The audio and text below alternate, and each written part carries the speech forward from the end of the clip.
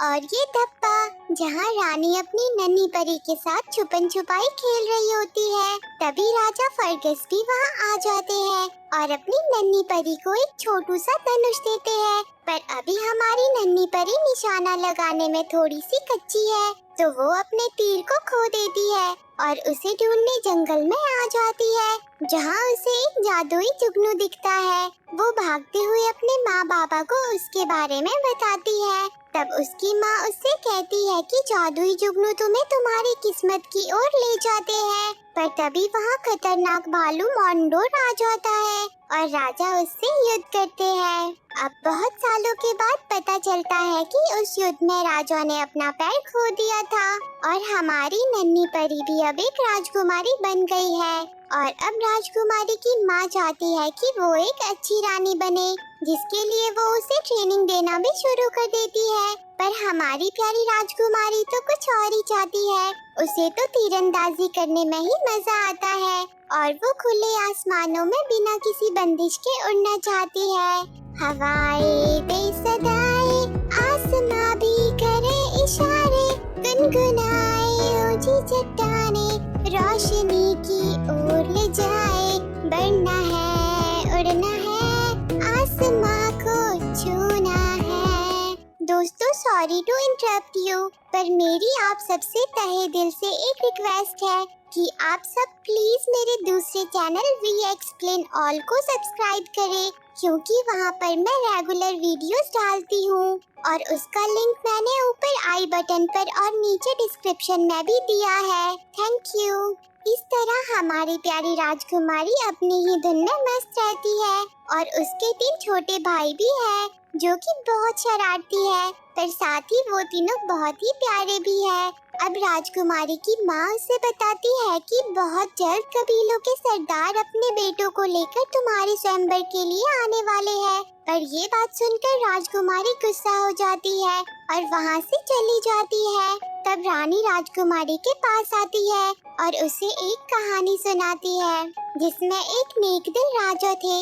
उन्होंने अपने राज्य का भार अपने चारों बेटों को सौंप दिया था, पर सबसे बड़े वाला बेटा अकेले ही पूरे राज्य पर कब्जा करना चाहता था, जिसके लालच की वजह से पूरा राज्य तबाह हो गया। रानी राजकुमारी से कहती है कि इसीलिए हमें हर चीज में समझौता करना सीखना चाहिए, पर राजकुमारी को ये कहानी झूठी लगती है और वो शादी करने से मना कर देती है, जिस वजह से रानी राजकुमारी के लिए बहुत परेशान हो जाती है। तब राजा रानी से कहते हैं कि तुम उसे प्यार से समझा सकती हो। अब कबीले के सरदार भी उनके राज्य की ओर पहुंच जाते हैं। रानी राजकुमारी को प्यारी सी ड्रेस पहनाकर तैयार कर देती है, पर राजकुमारी को उसे पहनकर बिल्कुल भी अच्छा नहीं लगता। उसे तो ड्रेस को पहनकर घुटन महसूस होती है।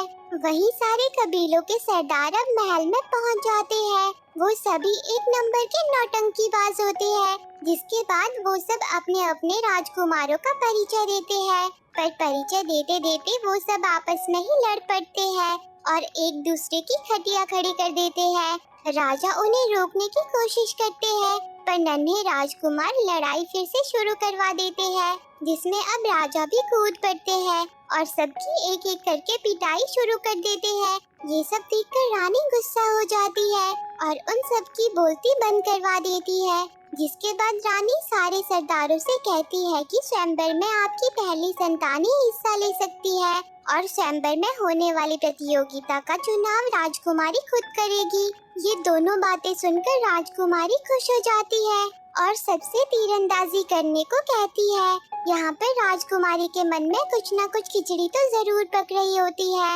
अब प्रतियोगिता का दिन आ जाता है, सभी अपनी अपनी तैयारी में लग जाते हैं।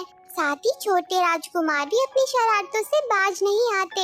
अब सभी कबीलों के राजकुमार धनुष लेकर निशाना लगाने के लिए तैयार हो जाते हैं और निशाना लगाना शुरू कर देते हैं, जिसमें राजकुमारी खुद ही हिस्सा लेने पहुंच जाती है। वो सबसे कहती है कि मैं खुद ही खुद का हाथ जीतने के लिए स्वयंवर में हिस्सा लूंगी और वो निशाना लगाना शुरू कर देती है, जिसमें वो सभी राजकुमारों के छक्के छुड़ा देती है। रानी उसे रोकने की बहुत कोशिश करती है, पर वो उनकी एक भी नहीं सुनती।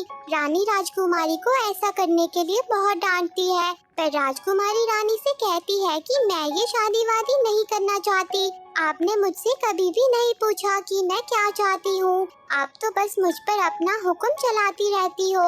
रानी राजकुमारी से कहती है कि तुम बच्चों जैसा बर्ताव कर रही हो। तब राजकुमारी रानी पर गुस्सा हो जाती है और अपनी और रानी की तस्वीर को अलग कर देती है, जिससे रानी बहुत गुस्सा होती है और राजकुमारी का धनुष जला देती है। राजकुमारी ये देखकर वहाँ से चली जाती है। रानी को भी अपनी गलती का एहसास होता है, पर तब तक राजकुमारी रोते हुए महल से जा चुकी होती है और वो जादुई गोले के बीच पहुँच जाती है, जहाँ उसे जादुई जुगनू नजर आते हैं।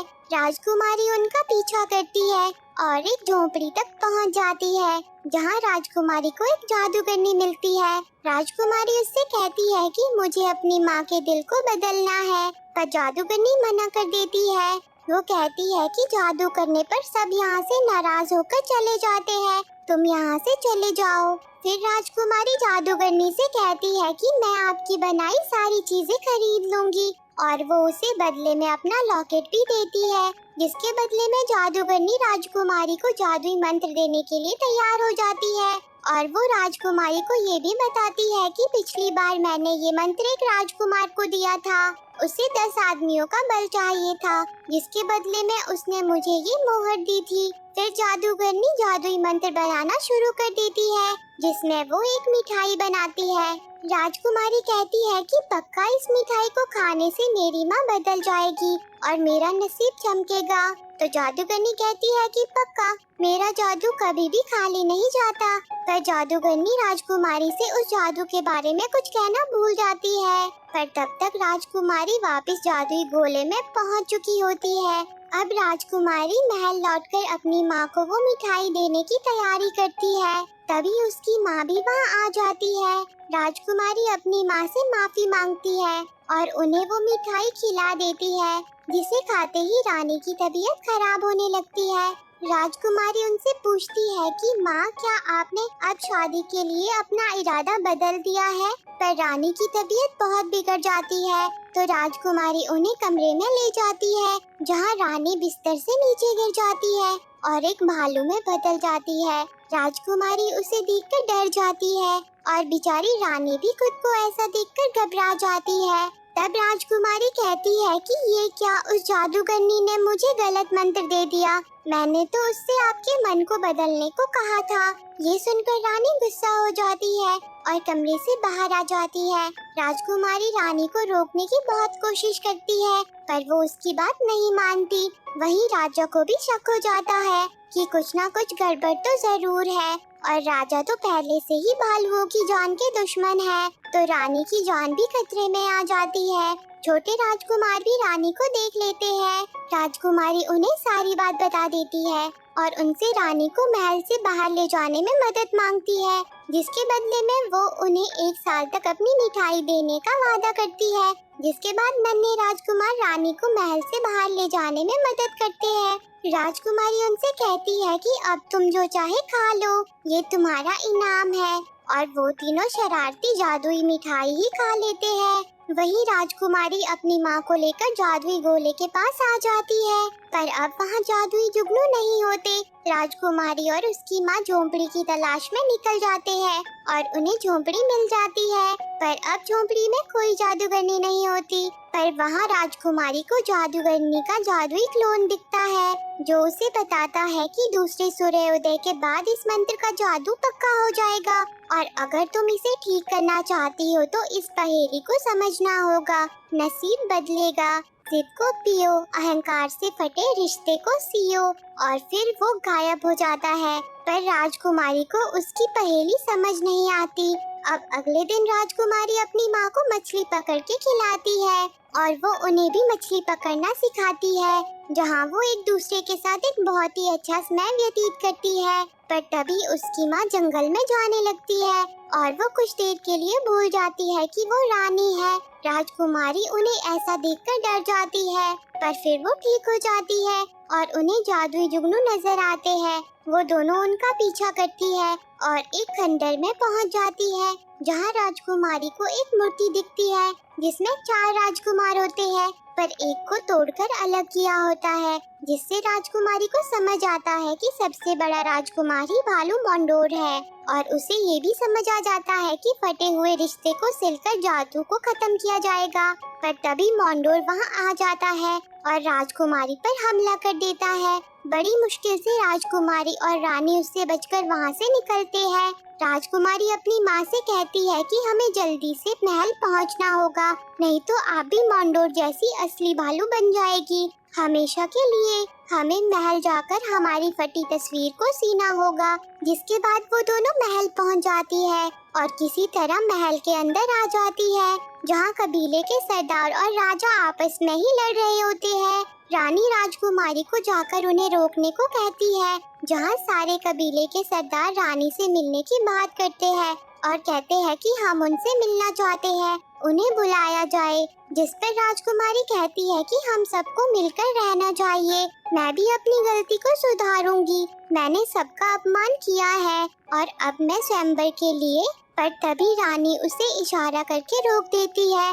रानी साहिबा कहना चाहती है कि हम सबको अपनी कहानी खुद लिखने की आजादी होनी चाहिए और अपना प्यार खुद चुनना चाहिए। सब उसकी बातें सुनकर इमोशनल हो जाते हैं और सब उसकी बात मान जाते हैं।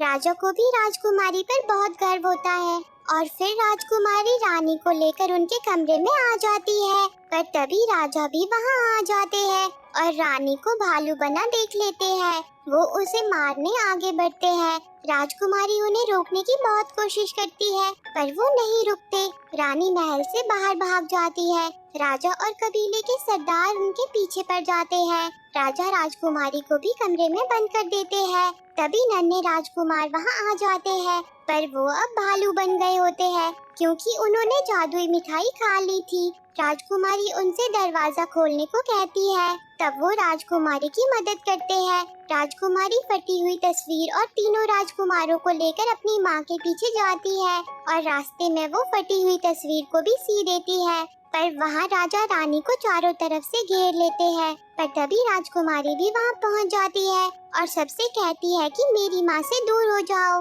पर तभी मंडोर वहाँ आ जाता है और सब पर हमला कर देता है। रानी सबको बचाने के लिए मंडोर से लड़ पड़ती है, जिस बीच रानी मंडोर पर जादुई पत्थर गिरा देती है, जिससे उसकी रूह भालू के शरीर से आजाद हो जाती है। अब दूसरा सूर्य उदय भी हो जाता है। राजकुमारी जल्दी से अपनी माँ को तस्वीर के कपड़े से ढक देती है, पर उसकी माँ अपने इंसानी रूप में नहीं आती, जिसे देखकर राजकुमारी सब मेरी गलती है कहकर अपनी माँ से लिपट जाती है और रोने लगती है। तभी उनकी तस्वीर पर सूरज की रोशनी पड़ती है और रानी अपने इंसानी रूप में आ जाती है।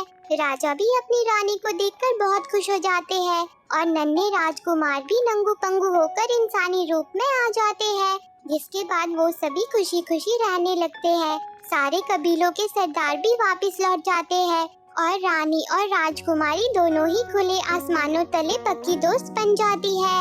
और इसी के साथ ये मूवी एंड हो जाती है।